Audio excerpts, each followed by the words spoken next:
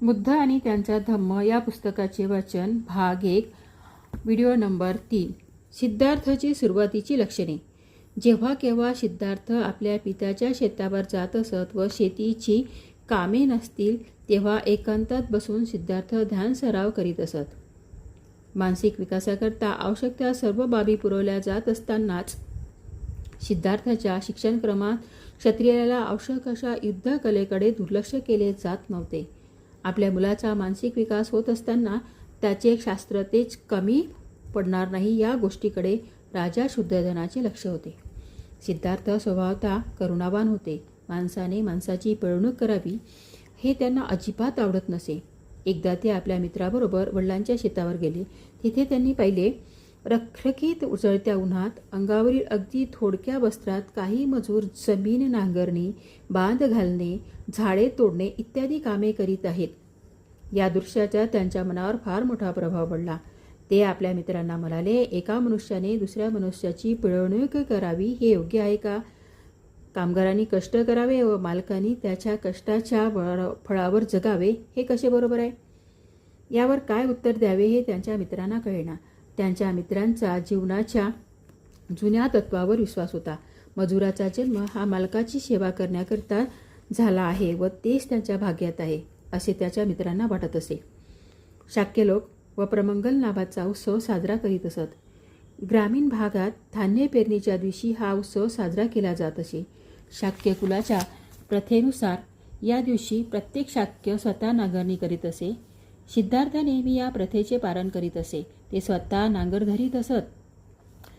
ते जरी शिकलेले विद्याभूषित होते तरी त्यांनी कधीही शारीरिक श्रमाची घृणा केली नाही.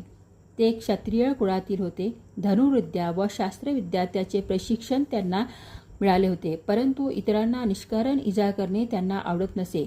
शिकारी लोकांच्यात सहभागी होण्यास ते तयार नसत. त्याचे मित्र म्हणत, तुम्हाला वाघ सिंहाची भीती वाटते का? तेव्हा सिद्धार्थ उत्तर देत असत, मला माहीत आहे की तुम्ही वाघ सिंहाची शिकार करण्याकरता जात नसून हरिण व ससे यांच्यासारख्या निरुपद्रवी प्राण्यांना मारण्याकरिता जात आहात. शिकारी करता नाही, परंतु आपल्या मित्राची अचूक नेमबाजी पाहण्याकरता तरी चला. त्याचे मित्र त्यांना आग्रह करीत असत.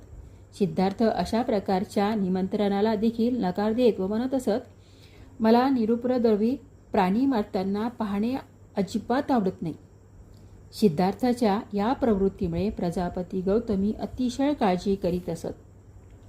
सिद्धार्थाबरोबर त्या यासंबंधी वादविवाद करताना त्या म्हणत असत, सिद्धार्थ, तू विसरतोस की तू एक क्षत्रिय आहे व युद्ध करणे हा तुझा धर्म आहे. शिकारीच्या मार्गानेच युद्धशास्त्रात प्रावीण्य प्राप्त होते. शिकारीनेच अचूक नेमबाजीचे प्रशिक्षण मिळते व शिकार हे क्षत्रियांचे युद्धशास्त्राचे प्रशिक्षण घेण्याचे क्षेत्र आहे. सिद्धार्थ नेहमी गौतमींना विचारित असे, पण माते, क्षत्रियांना लढावेच का लागते? आणि गौतमी उत्तर देत असत, ते क्षत्रियाचे कर्तव्य आहे म्हणून. या उत्तराने सिद्धार्थाचे समाधान होत नसे. सिद्धार्थ विचारित असे, माणसाने माणसाला मारणे हे माणसाचे कर्तव्य कसे होऊ शकते? गौतमी यावर म्हणत असे, ही प्रवृत्ती एखाद्या साधू संन्यासाला योग्य आहे. क्षत्रियांनी लढलेच पाहिजे. जर का त्यांनी युद्ध केले नाही तर राज्याचे रक्षण कोण करणार? परंतु माते, जर का सर्व क्षत्रिय परस्परावर कल्याण मैत्री करू लागले तर एकमेकांना न ठार करता आपल्या राज्याचे रक्षण करू शकणार नाहीत का? गौतमी यावर निरुत्तर होत असे आणि सिद्धार्थाला त्याच्या विचारावर सोडून देत असे. सिद्धार्थ आपल्या सहकारी मित्रांनी ध्यान सराव करावा याकरिता प्रयत्नशील असे. सिद्धार्थ त्यांना योग्य बैठक आसन व्यवस्था शिकवित असे. एखाद्या विषयावर चित्त एकाग्र कसे करावे हे शिकवित असे. सिद्धार्थ त्यांना आपले विचार ध्यानाकरिता कशा प्रकारे असावे त्याकरिता मार्गदर्शन करीत असे. त्यांना मंगल मैत्री भावना शिकवित असे, जसे की मी सुखी हो, माझे नातेवाईक सुखी हो, सर्व प्राणी मात्र सुखी हो. परंतु त्यांचे मित्र या गोष्टी गांभीर्याने घेत नसत व ते त्यांची हसून थट्टा करीत असत. त्यांचे मित्र डोळे बंद करून ध्यानाच्या विषयावर मन एकाग्र करू शकत नसत. उलट त्यांच्या डोळ्यासमोर शिकारीसाठीची हरणे व खाण्याकरिता गोड पदार्थ येत असत. इतर बाबींच्या तुलनेत ध्यानधारणेकरता दिलेले अधिक महत्त्व त्यांच्या मातापित्याला आवडत नसे. त्यांना वाटत असे की ध्यानधारणा क्षत्रियांच्या जीवन पद्धतीपेक्षा विपरीत आहे. योग्य चांगल्या विषयावर ध्यान केल्याने जगावरील कल्याण मैत्री भावना विकसित होते यावर सिद्धार्थाचा विश्वास होता. या बाबतीत खात्री देत असताना सिद्धार्थ म्हणत असे, जेव्हा आपण सजीवांचा विचार करतो तेव्हा आपण त्यांच्यातील भेदाभेद व वेगळेपणा या गोष्टीने सुरुवात करतो. आपण मित्रांना शत्रूपासून वेगळे करतो, प्राण्यांना मनुष्यापेक्षा वेगळे करतो. आपण पाळीव प्राणी व मित्रांवर प्रेम करतो आणि जंगली हिंस्र पशु व शत्रूचा द्वेष करतो. या भेदरेषेच्या वर आपण उठले पाहिजे व आपण हे तेव्हाच करू शकतो जेव्हा ध्यानात चिंतनात आपण व्यवहारिक जीवनाच्या मर्यादांच्या पलीकडे जातो. त्यांचे बालपण सर्वोच्च करुण भावनेने व्यापले होते. एकदा ते आपल्या पित्याच्या शेतावर गेले होते. विश्रांतीच्या वेळेत झाडाखाली बसून ते निसर्ग सौंदर्य व निसर्ग शांतीचा आनंद घेत होते. ते बसलेले असताना आकाशातून एक पक्षी त्यांच्या समोर येऊन पडला. त्या पक्षाला बाण लागलेला होता व तो बाण त्याच्या शरीरात रुतला होता.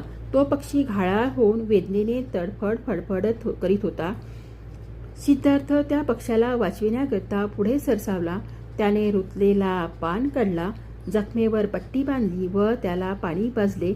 पक्षाला उचलून आपल्या उत्तरीय वस्त्रात गुंडाळून त्याला ऊब देण्याकरिता आपल्या हृदयाशी धरले. सिद्धार्थ विचार करू लागले, या निरपराध निष्पाप पक्षाला कोणी मारले असावे.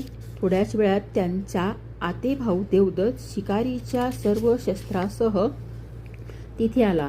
तो सिद्धार्थाला म्हणाला, आकाशात उडत असलेल्या पक्षाला आपण बाण मारला आहे. तो जखमी पक्षी काही अंतरावर उडत जाऊन इथेच कुठेतरी पडला असावा. तू त्याला पाहिलेस का? सिद्धार्थने होकार दिला व घायाळ स्थितीतून बरा झालेला पक्षी सिद्धार्थने त्याला दाखविला. देवदत्तने तो पक्षी मागितला. माझा पक्षी मला परत कर. पण सिद्धार्थने नकार दिला. त्यामुळे त्यांच्यात मोठा वाद झाला. देवदत्तांचे म्हणणे होते की जो शिकार करतो त्या शिकारीचा मालक तोच असतो. सिद्धार्थने या नियमाची अधिकृतता मानली नाही. तो म्हणाला, जो रक्षण करतो त्यालाच त्याची मालकी हक्क प्राप्त होतो. ज्याला त्याचा जीव घ्यायचा आहे तो त्याचा मालक कसा होऊ शकतो? या वादात कोणीही माघार घेत नव्हते. शेवटी हा वाद लवादाकडे नेण्यात आला. लवादाने सिद्धार्थ गौतमाचा दृष्टिकोन योग्य असल्याचा निर्णय दिला. यामुळे देवदत्त सिद्धार्थाचा नेहमीकरिता शत्रू बनला. सिद्धार्थ गौतम इतके करुणावान होते की त्यांनी आपल्या आतेभावाची मर्जी राखण्यापेक्षा एका निष्पाप पक्षाचे प्राण वाचविण्यास अधिक प्राधान्य दिले. सिद्धार्थ गौतमाच्या बालपणीची स्वभाव लक्षणे अशी होती. नंबर 8. सिद्धार्थचा विवाह. दंडपाणी नावाचे एक शाक्य होते. त्यांना यशोधरा नावाची एक कन्या होती. त्या आपल्या सौंदर्य आणि शिलाचरणाकरिता सुप्रसिद्ध होत्या. यशोधरांनी 16व्या वर्षात पदार्पण केले होते व दंडपाणींना यशोधरांच्या लग्नाची चिंता लागली होती. प्रथेनुसार दंडपाणींनी आपल्या शेजारी देशातील तरुणांना आपल्या कन्येच्या स्वयंवरात सम्मिलित होण्याकरिता निमंत्रण दिले. सिद्धार्थ गौतमाच्या नावाने देखील एक निमंत्रण पाठविण्यात आले होते. सिद्धार्थ गौतमाचे 16वे वर्ष पूर्ण झाले होते. त्यांचे मातापिता सुद्धा सिद्धार्थ गौतमाच्या विवाहाबद्दल चिंतित होते. त्यांनी सिद्धार्थ गौतमांना स्वयंवरामध्ये जाऊन यशोधराचे पाणीग्रहण करण्यास सांगितले. सिद्धार्थ गौतमाने आपल्या मातापित्याचे ऐकले. स्वयंवरामध्ये सम्मिलित झालेल्या तरुणांमधून यशोधरांनी सिद्धार्थ गौतमांना निवडले. दंडपाणी या विवाहाने जास्त प्रसन्न नव्हते. या दोघांच्या दाम्पत्य जीवनाच्या सफलतेबद्दल त्यांना शंका वाटत होती. सिद्धार्थ गौतमांना साधू संतांची संगतच जास्त आवडते असे दंडपाणींना वाटत असे. सिद्धार्थांना एकांतप्रिय आहे, ते उत्तम गृहस्थ कसे होऊ शकतील? यशोधरा सिद्धार्थ गौतमाशिवाय इतर कोणाशीही विवाहास तयार नव्हत्या. त्यांनी आपल्या पित्यास विचारले, साधू संतांच्या संगतीत राहणे म्हणजे काही गुन्हा आहे का? यशोधरांना तो गुन्हा आहे असे वाटत नव्हते. यशोधराच्या मातेस कळले की यशोधरा सिद्धार्थ गौतमाशिवाय इतर कुणाशीही विवाहास तयार नाही. तेव्हा त्यांनी दंडपाणींना विवाहास संमती द्यावी असे सांगितले. दंडपाणीने ते मान्य केले. गौतमाचे प्रतिस्पर्धी निराशच झाले नाही, तर त्यांना त्यांचा अपमान झाला असे वाटले. त्यांना वाटत होते की कमीत कमी त्यांच्याप्रती न्याय व्हावा, याकरिता यशोधरांनी निवडीपूर्वी कोणत्या ना कोणत्या प्रकारे सर्वांची स्पर्धा परीक्षा घेतली पाहिजे होती. काही काळ ते शांत राहिले. त्यांना विश्वास वाटत होता की दंडपाणी हे यशोधरांना सिद्धार्थ गौतमाची निवडच करू देणार नाही व अशा प्रकारे आपला उद्देश सहजगत्या सफल होईल. जेव्हा त्यांनी पाहिले दंडपाणी आपल्या उद्देशात असफल झाले आहेत, तेव्हा त्यांनी धनुर्विद्या लक्षभेद स्पर्धा परीक्षेची मागणी केली. दंडपाणींना त्यांच्या मागणीला मान्य करावे लागले. सिद्धार्थ सुरुवातीला याकरिता तयार नव्हते. जर का त्यांनी असा नकार दिला तर त्याचे माता पिता, त्यांचे कुळ व सर्वात जास्त यशोधराची मानहानी होईल, हे त्याचा सारथी छन्ना याने त्यांना समजावून सांगितले. सिद्धार्थाच्या मनावर याचा फारच परिणाम झाला. त्यांनी त्या स्पर्धेत भाग घेण्याचे कबूल केले. स्पर्धा सुरू झाली. प्रत्येक स्पर्धकाने आपले आपले कौशल्य दाखविले. सर्वात शेवटी गौतमाची पाळी आली. त्याचा धनुर्विद्येतील लक्षभेद सर्वश्रेष्ठ ठरला. त्यानंतर विवाह समारंभ संपन्न झाला. शुद्धोधन व दंडपाणी या दोघांनाही आनंद झाला. त्याचप्रमाणे यशोधरेला व महाप्रजापतीला देखील अतिशय आनंद झाला. विवाहास अनेक वर्ष झाल्यावर यशोधरांना एक पुत्र झाला. त्याचे नाव राहुल असे ठेवण्यात आले.